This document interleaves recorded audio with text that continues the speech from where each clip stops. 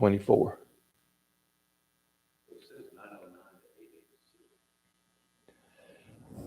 Yeah, I know.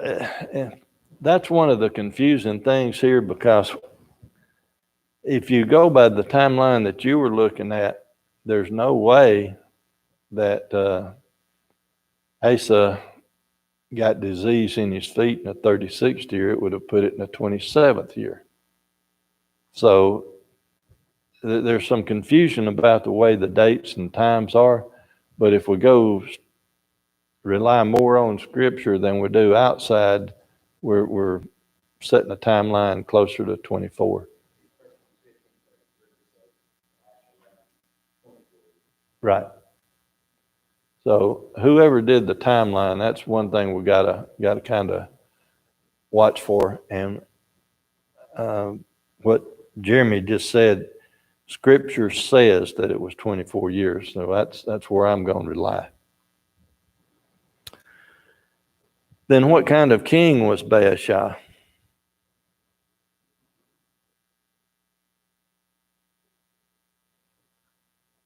First Kings 15, 33 and 34. He was just as evil as Jeroboam, just as evil as his father. So now the prophecy spoken by Jehu against Baasha. How did Baasha provoke the Lord to anger? We'll give you the answer to that in question 4. He walked in the way of Jeroboam, caused Israel to sin. And what would happen to the house of Baasha? The prosperity would be taken away. The dogs and the fowl would eat the remains. Now, if we get over into the next section of questions, Asa's conflict with Baasha, we've read most of this in chapter 16 of 2 Chronicles, so we should be able to answer these a little bit easier to start with. Why did Asa make a league with Ben-Hadad, king of Syria? I know we covered that.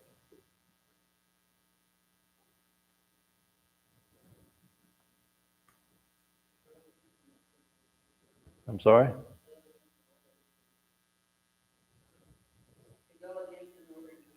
To go against the northern kingdom, to help defend himself against the northern kingdom. How did Ben-Hadad aid Asa then? We've already read it. He came down, took Dan, took all the storehouses of Naphtali, a few other places, so he did a lot of warring for him. What did Hananiah prophesy to Asa? And I emphasized that section when we went through. What did Hananiah prophesy to Asa?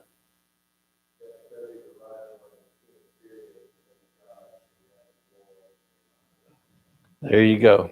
He would have war because he relied on Syria and not God. In what manner, and I don't like the way this question's worded, but I can't think of a better way. Well, yes, I can too. In what manner did Asa receive the words of the prophecy? In other words, how did he feel when he got that prophecy from Hananiah? Angry, he was mad, he was upset.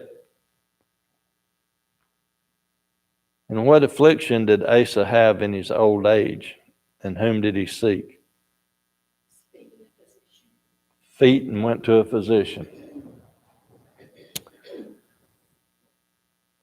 Now, we're going to skip back just a little bit and go, we're still in the northern territory here in Israel. And we're going to be looking at Eli. And we'll be in 1 Kings chapter 16, verses 8 through 10, and then verse 14. But who reigned in Israel after Baasha. And we really need to read that. So let's read 1 Kings 16, 8 through 10. Brother Jeremy, if you've got that, if you would, please. In the 26th year of Asa, king of Judah, began Eli, son of Baasha, to reign over Israel and Judah 2 years. And his servant Zimri, captain of half his chariots, conspired against him, as he was with Israel, drinking himself drunk in the house of Pharaoh, steward of his house in Judah. And Zimri went in and smote him and killed him. And the 27th year of Asa, king of Judah, and reigned in his stead. Okay. So we've got Jeroboam in the northern kingdom, Asa in the northern kingdom, Baasha in the northern,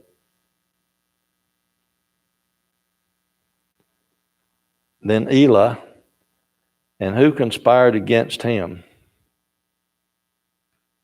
You read it. Zimri. Now, how long did each of these reign?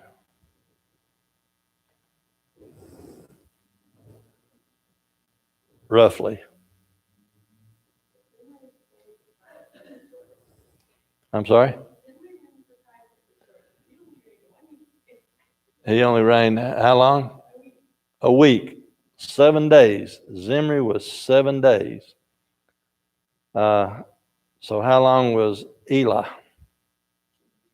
2 years.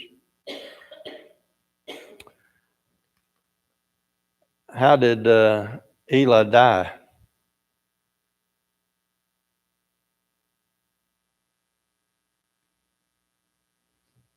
You read it. Zimri killed him. Okay. So now through that point, all of the kings in the lineup are sons of down through the line of Jeroboam.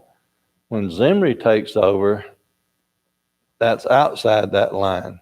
If you recall, when we first went over our overview, we said that all the kings of the south, all the kings of Judah came through the same line.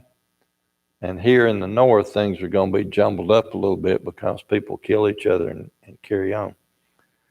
Now, going to skip ahead just a little bit, and I don't even think this is in the questions on this set of questions, and it's not. But if we look at Zimri, Alyssa said that he reigned 7 days. He gets the prize for the shortest reign.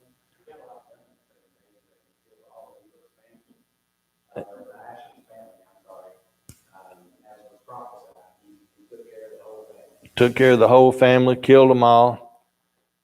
But then, why did he only reign 7 days, and how did he die?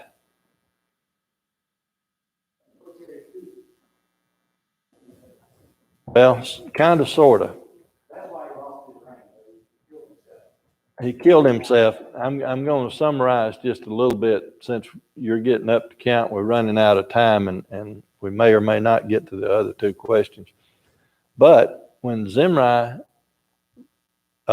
killed Elah and did in all the family heritage there, he thought he was going to be king of the northern territory.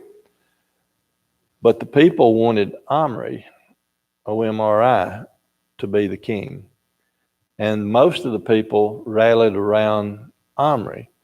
So when Zimri saw that he was not going to be the king, he went in and he burned the palace down around him. He killed himself by burning the palace down around him. And then the next thing was Omri would be the king of the north, which I hopefully next week we're going to look at Ahab and Elijah, but we didn't get through a lot of the questions. In essence, I tell you what, next week we may do this again because we may pick up here. I'm out of time today, but if we look at the next 8 questions, they deal with what we're talking about Omri here. So let's just pick up there. And for now, we'll call it a stop for the day. Questions, comments though on what we've gone through? Thank y'all for your time and attention.